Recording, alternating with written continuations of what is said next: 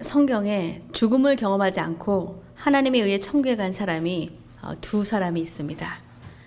그들은 에녹과 엘리야입니다. 성경의 수많은 인물 중에 왜 하나님께서 이 두 사람을 죽지 않은 상태에서 성경에 죽음을 경험하지 않고 하나님에 의해 천국에 간 사람이 두 사람이 있습니다. 그들은 에녹과 엘리야입니다. 성경의 수많은 인물 중에 왜 하나님께서 이 두 사람을 죽지 않은 상태에서 하늘나라 데려가셨는지 알아보기 원합니다. 에녹은 아담으로부터 7번째 자손이었고 그 에녹의 이름의 뜻은 순종, 가르침, 시작이라는 뜻입니다. 창세기 5장 21절에서 24절에 에녹은 65세에 무드셀라를 낳았고 무드셀라를 낳은 후 300년을 하나님과 동행하며 자녀들 낳았으며 그는 365세를 살았더라. 에녹이 하나님과 동행하더니 하나님이 그를 데려가심으로 세상에 있지 아니하였더라 라고 말씀하고 있습니다.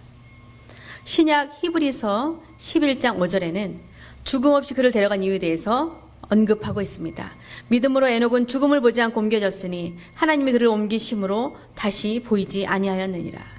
그는 옮겨지기 전에 하나님을 기쁘시게 하는 자라 하는 증거를 받았느니라.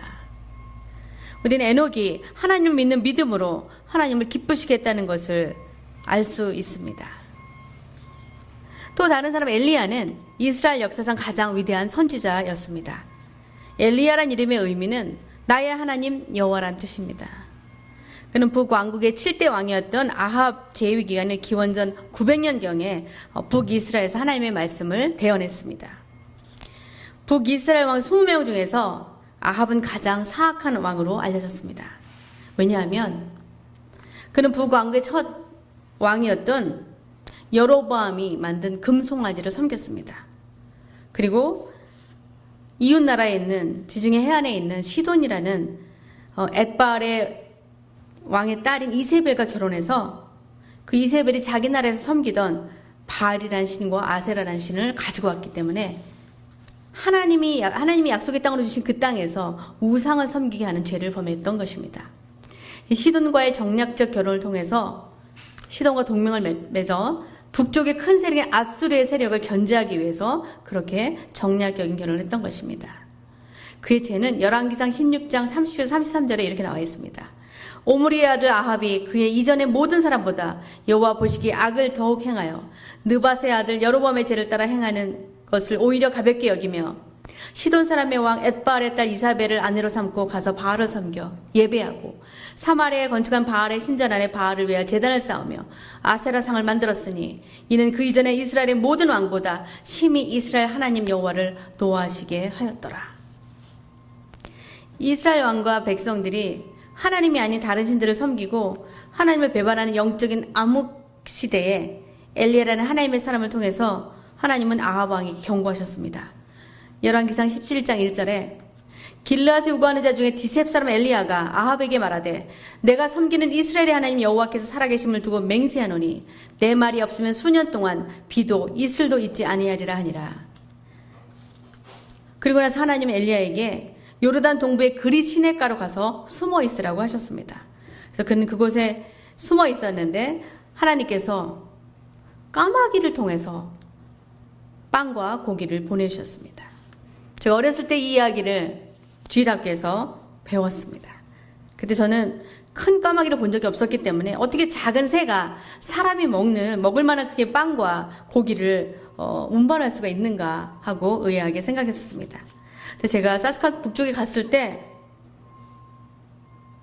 큰 까마귀를 많이 보았는데 얼마나 큰지 그 새를 대면하기가 너무 두려울 정도로 까마귀가 컸습니다. 큰 거는 제가 본 것 중에 가장 큰 건 한 이만해, 몸 길이가 이 정도 되고 부리도 너무 커서 잘못하면 그걸로 저를 쪼을 것 같아서 굉장히 두려워했던 적이 있었습니다. 그리고 나중에 이 까마귀가 얼마나 똑똑한 동물인지 알게 되었습니다. 깊은 그릇에 물이 들어있어서 먹을 수 없게 되면 그곳에 조그만 돌들을 계속 집어넣어서 물을 올려서 물을 먹을 수 있는 새라고 합니다.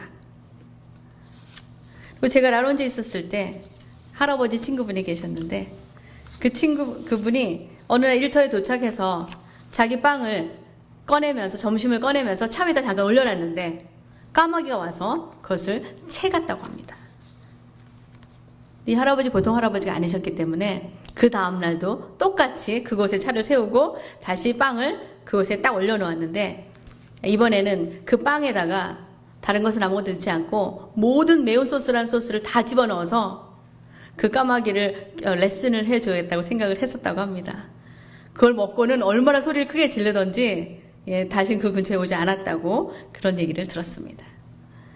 그리고 저는 왜 새들이 숲에 있지 않고 이곳에 오니까 하이웨이 곁에 그 까마귀들이 많이 있는 것을 보았습니다. 알고 보니까 그 까마귀들이 죽은 동물들의 그 고기를 먹기 위해서 그곳에 있다는 것을 알게 되었습니다. 하나님께서 까마귀를 통해서 빵과 고기를 날라줄 수 있다는 생각이 들었습니다. 엘리야 선지자가 가뭄에 대해서 경고한 후에 이스라엘 땅에는 비가 내리지 않았습니다. 그래서 아합 왕은 엘리야의 말이 없으면 비가 안 내린다고 했기 때문에 엘리야를 사방으로 찾았습니다. 그러나 하나님께서 숨으라고 한 곳에 갔기 때문에 찾을 수가 없었는데 3년 뒤에 하나님께서 엘리야에게 아합 앞에 나가라고 말씀하셨습니다. 그래서 엘리야가 그 왕을 만나기 위해서 아합 왕에게 나아가서 바알의 선지자 450명, 이세벨 여왕의 지지를 받는 아세라 여신의 선지자 400명을 데리고 갈멜산 꼭대기로 오라고 요구했습니다. 하나님의 선지자는 엘리야 단 한 명, 그리고 바알과 아세라 선지자 850명과 대결을 하게 되었습니다. 하나님에 대한 온전한 믿음이 없었다면 그는 그 많은 자들 앞에 홀로 서지 않았을 것입니다. 성경에 나와 있는 다른 많은 선지자들과 비교할 때 엘리야는 기적을 많이 행한 선지자였습니다. 다른 선지자들은 하나님의 말씀만 전했는데 이 엘리야만은 예수님처럼 많은 기적을 행했습니다. 이스라엘의 가뭄이 심하자 하나님께서는 엘리야 선지자를 이방인의 땅 시돈의 한 마을 사렙다에 있는 과부의 집에 가게 하셨습니다. 거기도 가뭄이 들어서 이 여인이 자신과 하나밖에 없는 자기 아들이 먹을 마지막 그 밀가루와 기름밖에 남지 않았는데 이 하나님의 사람이 그것을 나에게 음식을 만들어서 달라고 요구합니다. 그때 이 사렙다 과부가 그걸 빵을 만들어서 이 하나님의 사람을 공개했을 때 그녀의 집에 밀가루와 기름이 이 가뭄이 그칠 때까지 계속 끊어지지 않는 기적을 베풀어 주었습니다. 그런 동안 자신의 제자인 엘리사에게 자신이 가진 영적인 능력을 전해 주었고, 그래서 엘리사도 엘리야와 비슷한 기적을 행할 수 있게 되었습니다. 하나님이 엘리야를 죽음 없이 데려가신 이유 중 하나는 엘리야가 성경에 아버지의 이름조차 나와 있지 않을 정도로 이름도 없는 가문에, 종족에, 사회적 지위도 없는 이런 엘리야를, 그런 엘리야였지만 그는 위대한 기도의 사람이었습니다. 야고보서 5장에 엘리야는 우리와 성정이 같은 사람이로되 그가 비가 오지 않기를 간절히 기도한즉 3년 6개월 동안 땅에 비가 오지 아니하고 다시 기도하니 하늘이 비를 주고 땅이 열매를 맺었느니라. 엘리야는 기도의 사람이었을 뿐만 아니라 또 하나님에 대한 굳은 믿음을 갖고 있었습니다. 그리고 하나님이 위대한 참신이라는 것을 그 많은 신들 앞에서, 많은 사람들 앞에서 증명하기를 원했습니다. 그래서 하나님께서는 그의 기도를 들어주셨고 기적을 행할 수 있는 능력도 주셨고, 그가 그의 소명을 다하자 하나님께서는 죽음 없이 그를 천국으로 데려가셨습니다. 갈멜산 꼭대기에서 하나님께서는 하늘에서 불을 내리셔서 재물과 단에 있는 모든 것들을 불살라 주셨습니다. 그리고 엘리야는 바알과 아셀의 모든 선지자들을 모두 없앴습니다. 그런데 바로 비가 와야 하는데 비가 오지 않았습니다. 그래서 다시 엘리야는 무릎을 꿇고 그 두 무릎 사이에 얼굴을 묻고 하나님께 다시 기도했습니다. 하나님께서 비를 내려주셔야 하나님이 참 신이라는 것을 저들이 알게 될 것이니까 더 간절히 기도했습니다. 그리고 자기의 상환을 보내서 바닷가 쪽을 바라보라, 비가 오는 사인이 있는지 보고 오너라 6번을 했는데 아무런 비가 내릴 사인이 없었습니다. 7번째 보냈을 때 그때서야 그 사환이 이렇게 말했습니다. 사람의 손바닥만한 구름이 한 점이 보입니다. 그렇게 얘기했습니다. 그러자 엘리야는 바로 아합 왕에게 하나님께서 이제 비를 내리실 거니까 빨리 이곳을 내려가라고 얘기합니다. 그는 하나님에 대한 절대적인 신앙을 갖고 있었고 주님께 겸손한 마음으로 기도한 것을 볼 수 있습니다. 미국 중서부의 한 마을에 오랫동안 비가 내리지 않아서 농작물이 마르고 물이 너무 부족해서 비가 절실하게 필요했었습니다. 제가 크리스마스 때 캘리포니아를 한번 간 적이 있었는데 곳곳에 물을 아껴 쓰라는 것이 다 있었습니다. 물은 식물에겐 줄 수가 없었고 사람이 먹는 물도 부족하니까 이를 닦을 때에도 꼭 물을 잠그라는 표시가 되어 있었습니다. 물이 얼마나 부족하길래 그런가 했는데 산을 봤더니 산에 나무가 하나도 없었습니다. 그래서 우리 아들이 하는 얘기가 저 산을 브라운틴이라고 부른다는 거죠. 브라운색이고 산은 산인데 나무 하나도 없이 그래서 그 산을 브라운틴이라고 부른다고 해서 그곳에 물이 참 부족하다는 것을 알게 되었습니다. 그래서 마을 사람들과 교회 성도들이 마을에서 가장 높은 산 꼭대기에 올라가서 하나님께 기도하기로 결정했다고 합니다. 산에 올라가는 많은 사람들 중에 한 소녀가 빨간색 우산을 가지고 올라가고 있었습니다. 비가 오랫동안 내리지 않았고 햇빛이 쨍쨍한데 비를 피할 우산을 가져가는 그 소녀를 사람들은 이해할 수 없었습니다. 그래서 목사님이 왜 우산을 가져가는지 그 소녀에게 물어봤을 때 소녀가 웃으면서 우리가 산에 가서 기도하면 하나님께서 비를 내려주실 거잖아요. 그럼 내려올 때 비 맞지 않으려면 우산이 필요하지 않습니까? 그 어린 소녀는 하나님께서 그들의 기도를 들어주실 것에 대한 믿음을 가지고 있었던 것입니다.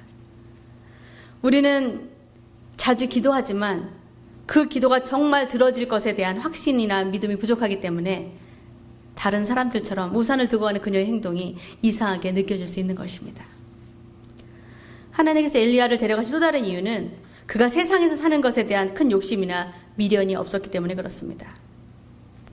바알과 아세라의 제사장들을 모두 없애고 하나님의 위대하심을 기도를 통해서 보여준 다음에 그 아합의 왕비 이세벨이 자신이 서포트하던 그런 선지자들을 바알과 아세라의 선지자를 다 죽인 것에 대해 앙심을 품고 이 엘리야를 죽이겠다고 결정하였습니다.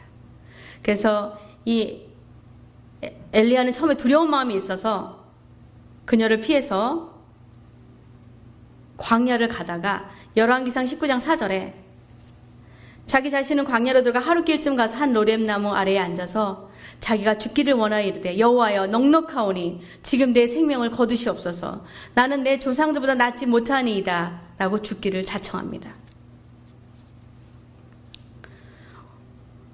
우리 대부분은 이 세상에서 가능한 오래 살고 싶어 합니다. 한국 속담에 아무리 힘들고 어려워도 이승에서 사는 것이 저승으로 가는 것보다 낫다는 속담이 있습니다. 그 말은 아무리 힘들고 어렵고 굴욕스러워도 죽는 것보다는 이 세상에 사는 것이 낫다는 것을 의미하는 것입니다. 이것은 대부분의 사람들이 이 세상에서 살고 싶어하는 강한 열망을 가지고 있다는 것을 보여줍니다. 그러나 하나님에 대한 믿음이 깊은 사람들은 이 세상 삶에 대해서 집착이나 미련이 별로 없습니다. 요한복음 12장 25절에 예수님 이렇게 말씀하셨습니다. 자기의 생명을 사랑하는 자는 잃어버릴 것이요 이 세상에서 자기의 생명을 미워하는 자는 영생하도록 보전하리라. 이 말씀처럼 엘리야는 소망이 없는 이 세상에서 잘 먹고 잘 살아야겠다는 욕망이나 집착이 없었기 때문에 육체의 죽음을 겪지 않고 천국에서 영원히 그의 삶을 유지할 수 있게 된 것입니다. 엘리야가 더 이상 이 땅에서 삶을 원하지 않았던 이유는 14절에 나와 있습니다. 그가 대답하되 내가 만군의 하나님 여호와께 열심히 유별하오니 이는 이스라엘 자손이 주의 언약을 버리고 주의 제단을 헐며 칼로 주의 선지자들을 죽였음이오며 오직 나만 남았거늘 그들이 내 생명을 찾아 빼앗으려 하나이다. 자신이 하나님만이 참된 신이라는 것을 이스라엘 백성들에게 보여줬는데도 불구하고 그들이 하나님께로 돌아오지 아니하고 오히려 하나님의 선지자들을 죽이는 이런 세상에서 살아야 할 소망이나 이유가 없다고 생각한 것입니다.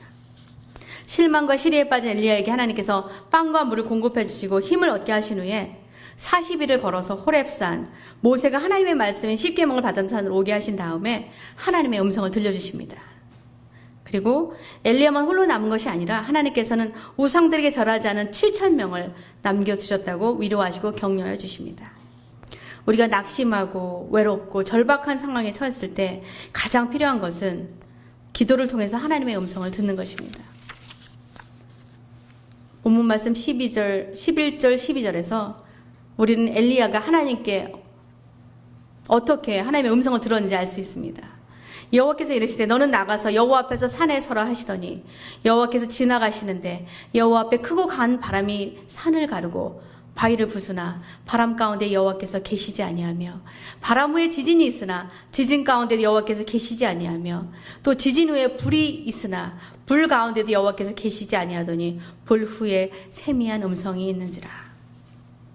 하나님은 우레 같은 큰 소리가 아닌 세미한 음성으로 그분의 음성을 들려주셨습니다. 하나님의 음성은 아주 짧은 순간이나 찰나를 통해서 들려질 때가 많습니다. 주님의 세미한 음성을 듣기 위해서 우리는 우리 자신의 목소리를 낮춰야 하고 우리 주변의 소음을 모두 죽여야 합니다. 그렇지 않으면 우리는 하나님의 작은 음성을 들을 수가 없기 때문에 그렇습니다. 우리는 또 성령의 인도하심을 제대로 깨달을 수 있도록 우리의 영의 안테나를 항상 예수님께 주파수를 맞추어야 합니다.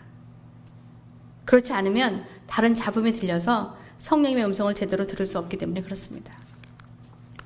우리가 성경 말씀을 통해 늘 마음을 새롭게 하고 영적으로 깨어있지 않으면 우리는 하나님의 선하신 뜻을 분별할 수가 없습니다.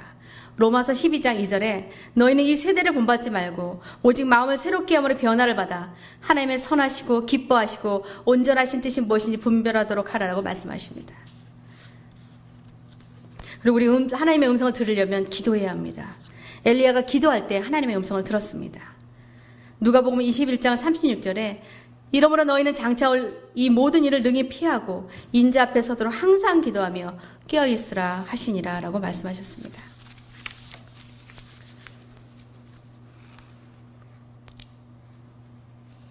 하나님께서 엘리야에게 많은 기적을 베풀게 하셨기 때문에 예수님께서 이 세상에 오셨을 때 사람들이 엘리야가 다시 온 줄 알았습니다. 왜냐하면 엘리야가 죽지 않았기 때문에 그 살아서 올라간 엘리야가 다시 왔다고 생각했습니다.